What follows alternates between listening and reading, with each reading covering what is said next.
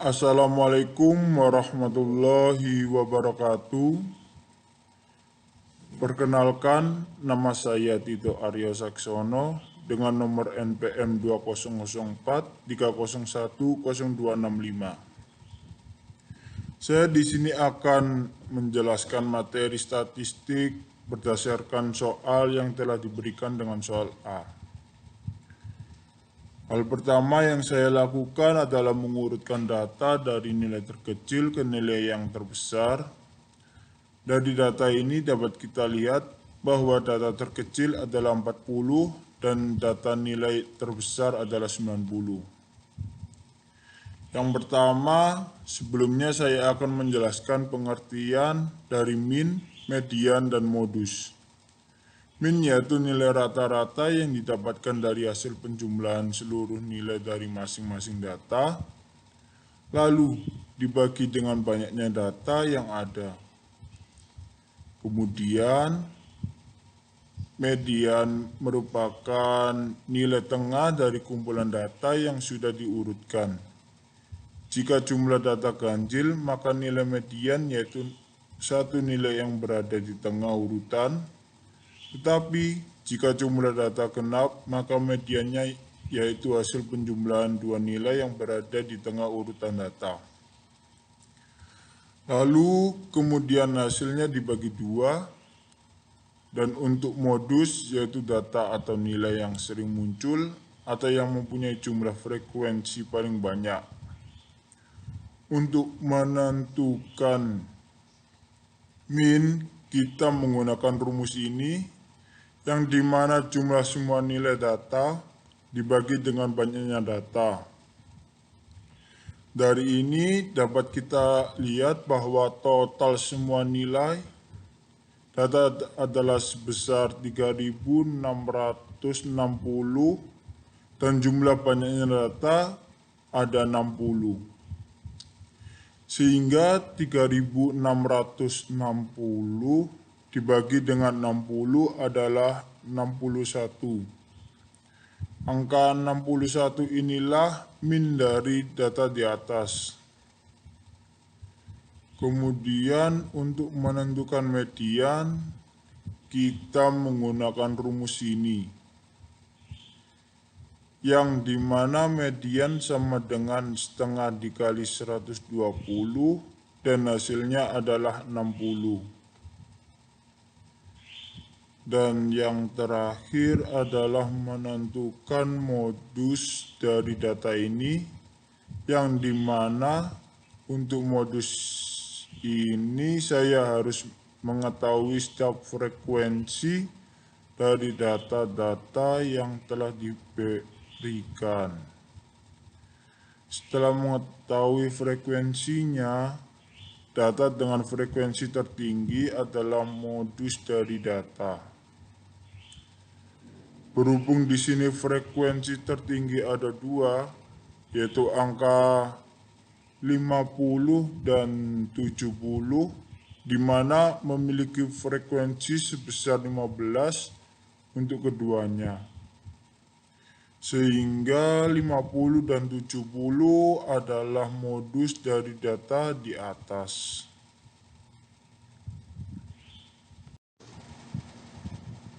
Setelah kita membahas tentang min, median, dan modus, selanjutnya kita ke simpangan rata-rata.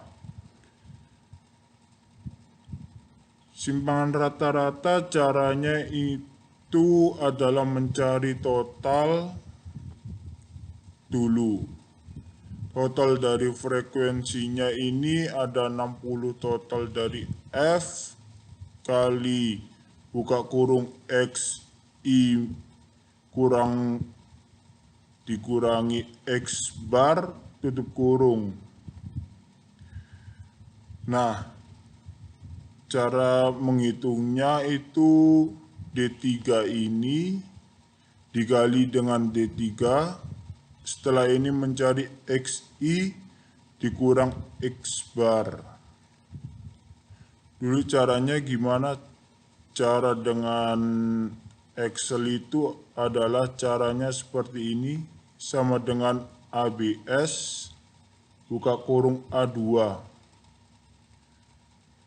A2 ini, yang ini nilainya dikurangi A12, lalu dikurangi minnya.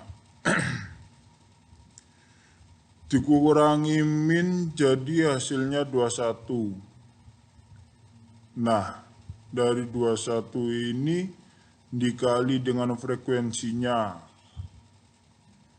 11 dikali 12 jadi hasilnya 165. Nah, sama yang ada di sini XI dikurang X bar ini dikali dengan yang frekuensi ini. Setelah itu kita dapat hasilnya. Hasil yang ini habis itu ditambahkan semua, jadi totalnya jadi ini. Setelah ditotal ini dibagi dengan frekuensinya. Frekuensi yang ada di bawah ini 60.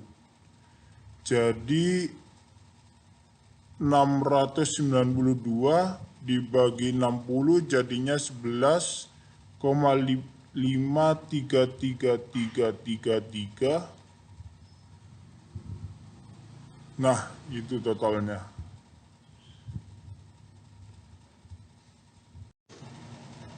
Setelah dari simpangan rata-rata, kita mengerjakan yang simpangan baku.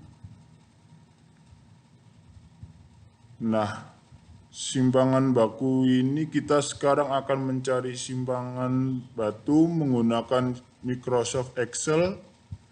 Cara seperti dan bagaimana caranya kita mencari variannya dulu.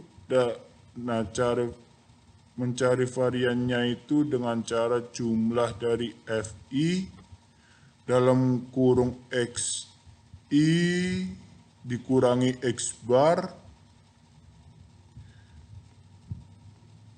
itu dijumlahkan terus dibagi dengan frekuensinya. Setelah itu kita ketemu nih variannya. Nah, kita sudah mencari varian, kita masuk ke simpangan baku. Sebelum mencari simpangan baku, kita mencari varian dulu dari FI dikali XI, kemudian F kali buka kurung FI kali X bar, kemudian XI dikali X bar dikali 2 dan FI buka kurung XI dikurangi X bar tutup kurung. Nah, setelah mencari yang ini, menambahkan yang ini, setelah itu kita dibagi dengan frekuensi. Kemudian untuk mencari simpangan baku dengan cara sama, dengan cara SQRT variannya, tutup kurung. Hasilnya adalah 13,98809,017. Begitu caranya.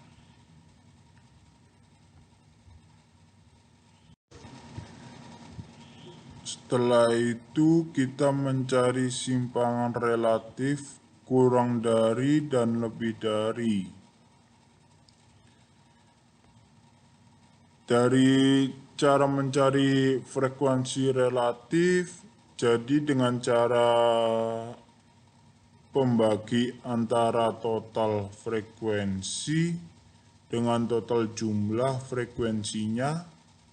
Jadi yang di 40 frekuensinya adalah 0,1333333. Caranya adalah FI dibagi dengan 60. Untuk nilai 50 caranya sama sampai nilai 90. Nah, ini kan masih koma-komaan. Kita akan jadikan persen dengan cara dikali 100%. jadikan relatif kurang dari 40 itu kan 0, makanya 0%, sedangkan untuk kurang dari 50 itu frekuensinya relatif nilai 50 ditambah nilai 40 sehingga hasilnya 38,33%, begitu terus hingga 90.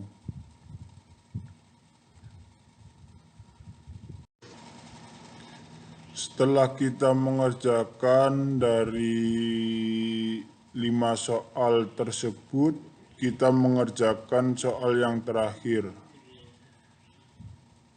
yaitu sekarang kita membuat diagram lingkaran. Caranya gimana? Dengan cara ngeblok tabel setelah itu kita masuk ke insert, recommended, ke chart, pastikan p-chart. Setelah itu kita masuk, itu kita milih yang sebelah kanan, terus kita bisa memilih judulnya menjadi diagram lingkaran. Setelah itu kita pencet tanda plus, terus klik data tabel.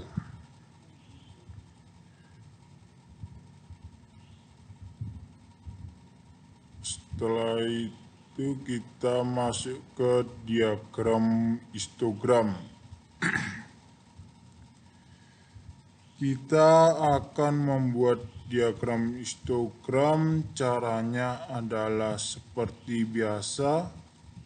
Kita ngeblok tabel, kemudian klik insert dan recommended chart.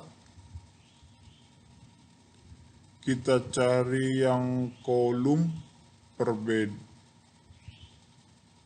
perbedaan diagram batang dengan diagram histogram adalah diagram histogram berdempet-dempet batangnya. Sehingga kita milih yang format data series, terus kita milih yang sebelah kanan dan gap width 0%. Oke, begitu diagram histogram. Oke, kita mencari diagram yang terakhir, yaitu diagram poligon. Caranya masih sama, kita blok data tabel, lalu masuk ke insert dan recommended chart. Kita memilih yang combo oke. Kita klik. Bedanya apa sih? Bedanya diagram histogram dengan diagram poligon. Bedanya ada di garisnya. Diagram poligon ini campuran dari diagram baris dan diagram histogram.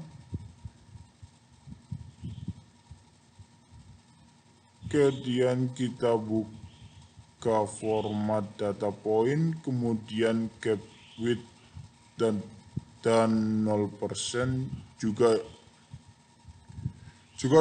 judulnya kita ubah menjadi diagram poligon. Dan juga jangan lupa mencentang existable untuk keterangannya.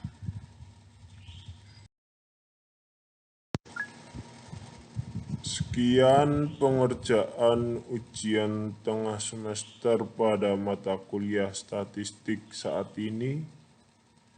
Saya mohon maaf jika ada salah kata atau ucapan yang tidak pantas untuk didengar. Semoga pengerjaan UTS saat ini dapat bermanfaat pada saya dan kalian semua.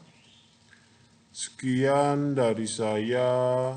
Assalamualaikum warahmatullahi wabarakatuh.